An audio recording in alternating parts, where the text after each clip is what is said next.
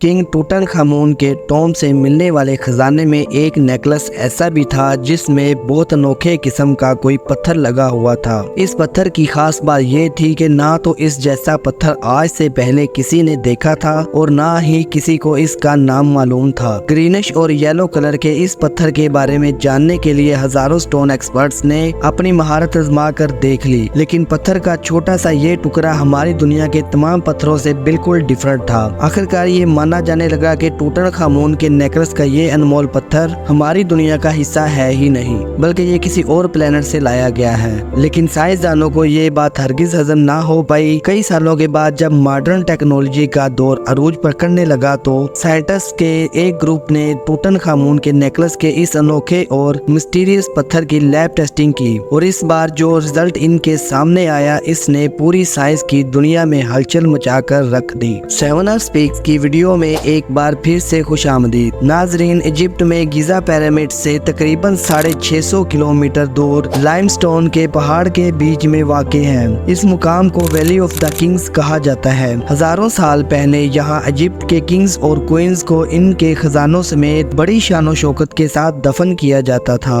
खजानों से भरे ये खूबसूरत टॉम्स वक्त के साथ साथ लूट लिए जाते थे, लेकिन सिर्फ एक टॉम ऐसा था जो हमें बिल्कुल असली हालत में मिला था। ये टॉम इन लुटेरों से आखिर बच कैसे गया था, इसको कब और कैसे ढूंढा गया, इसके बारे में आप सेवन स्पीक्स की ये डिटेल वीडियो भी देख सकते हैं। ये टॉम था किंग टूटनखामुन का, जिसने आज से तकरीबन 3500 साल पहले इजिप्ट पर राज किया था। क्योंकि किंग टूटनखामुन की मम्मी और यहाँ से मिलने वाले शाही खजाने की खबर ने पूरी दुनिया में हलचल मचा रखी थी। इसी वजह से ये खजाने देखने के लिए दुनिया के हर कोने से लोगों की आमद का सिलसिला शुरू हो गया था। प्योर गोल्ड से बनी हजारों चीजें इस खजाने का हिस्सा थी, जबकि इस खजाने में एक ऐसा नेकलेस भी था जो मुख्तलिफ रंगों की कीमती पत्थरों से सजा हुआ था। इन पत्थरों में सबसे बड़ा और सबसे खूबसूरत पत्थर नेकलेस के बीच में लगा हुआ देखा जा सकता है। बाकी तमाम चीजें तो सबकी पहचान में आ रही थी, लेकिन नेकलेस पे लगा ये खूबसूरत पत्थर आज से पहले किसी ने भी नहीं देखा था। हजारों मिनरोलॉजिस्ट और स्टोन एक्सपर्ट्स बुलवाए गए, लेकिन इसकी असल हकीकत से पर्दा ना उठ सका। हमारी दुनिया में अभी तक 200 से भी ज्यादा जेमस्टोन्स पाए जाते हैं, लेकिन हैरत अंगेज तौर पे ये अजीब पत्थर इन सब से काफी ज्यादा डिफरेंट था। कुछ तो था पत्थर के इस अनमोल टुकड़े में जो अनकरीब सबको चौंका देने वाला था। वहाँ के लोकल्स ये बात मानने पर मजबूर हो गए कि टूटनखामुन का ये पत्थर कोई जादुई पत्थर है या फिर ये किसी और प्लेनेट से लाया गया है। कई सालों के बाद साइंसदानों और मिनरोलॉजिस्ट के एक ग्रुप ने इस पत्थर की असल हकीकत जानने के लिए इसका पहली बार लैब टेस्ट किया, क्योंकि इनका भी यही ख्याल था कि टेस्ट के जरिए जो कुछ होगा खुलकर सामने आ जाएगा। लेकिन बजाय मामला सुलझने के वो मजीद उलझता चला गया। लेबोरेटरी टेस्ट से एक बात तो क्लियर हो गई कि जिसको इतने सालों से पत्थर माना जा रहा था वो असल में पत्थर नहीं बल्कि कांच का एक टुकड़ा है। लेकिन जो चीज एक्सपर्ट्स को डिस्टर्ब कर रही थी वो ये थी कि ग्लास के इस टुकड़े की प्रॉपर्टीज नॉर्मली पाए जाने वाले ग्लास से काफी ज्यादा मुख्तलिफ थी।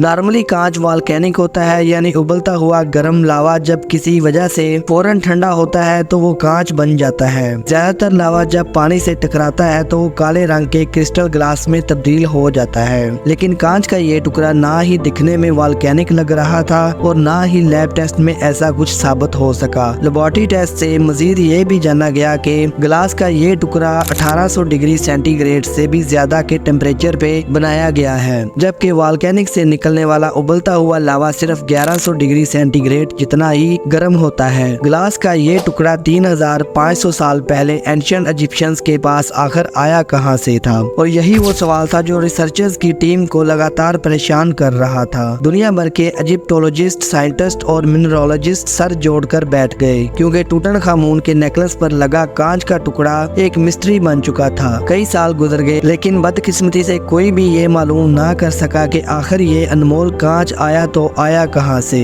लेकिन फिर आखिर वो दिन आ ही गया जिसका सबको इंतजार था। अफ्रीकन सहारा, जो कि इतना बड़ा है कि इसने कई मुल्कों को अपनी लपेट में लिया हुआ है। 92 लाख स्क्वायर किलोमीटर पर फैला हुआ ये डेजर्ट अल्जीरिया, मोरिटानिया, माली, नाइजर, लीबिया, सूडान के साथ साथ इसका एक बहुत बड़ा हिस्सा इजिप्ट में भी आता है। इजिप्ट का शहर कायरो, जहाँ के म्यूजियम में टूटनखामुन का खजाना मौजूद है, वहाँ से तकरीबन 1000 किलोमीटर दूर बीचों बीच डेजर्ट से एक काफिला गुजर रहा था। उन्होंने नोटिस किया कि रेगिस्तान के इस हिस्से में दूर दूर तक रेत पर कुछ चीजें बड़ी चमक रही थी। करीब जाकर देखा गया तो गर्म रेत पर हजारों नहीं बल्कि लाखों कांच के टुकड़े बिखरे पड़े थे, और ये कांच की वही किस्म थी जो टूटनखामून के नेकलेस में पाई गई थी। ये मंजर काफी अजीब महसूस होता था, क्योंकि जिस जगह से सालों कोई नहीं गुजरता वहाँ पे इतनी तादाद में कांच के अजीब टुकड़े मिलना काफी हैरानकुन था। ये बात पूरे इजिप्ट में आग की तरह फैल गई और जल्द ही रिसर्चर्स की टीम तक भी, जो के सालों से इस खास क्लास के टुकड़े पर तहकीक कर रही थी। वो सवाल जिसका कई सालों से जवाब नहीं मिल रहा था, इसका जवाब अब आखिरकार सबके सामने आ चुका था। टूटनखामून के नेकलेस का कांच 1000 किलोमीटर डीप इजिप्ट के रेगिस्तान से लाया गया था, जिसको अब डेजर्ट ग्लास का नाम दे दिया गया था। लेकिन हजारों मील के एरिया पर फैले कांच के ये टुकड़े आखिर आए कहां से थे, ये जानने के लिए जरूरी था कि रेगिस्तान का रुख किया जाए। मुसलसल 3 दिन और 3 रातें सफर के बाद वो पॉइंट आ गया जिसकी रिसर्चर्स को तलाश थी। ये रेत का वो समुंदर है जहाँ दूर दूर तक ना ही कोई इंसान नजर आता है और ना ही कोई जानवर। कांच के बेशुमार टुकड़े रेत के ऊपर, जबकि कई रेत के अंदर भी दसे हुए थे। ऐसा मालूम होता है कि यहाँ किसी दौर में कोई बहुत बड़ा वाकया हुआ था, जिसकी वजह से ये डेजर्ट ग्लास बना था।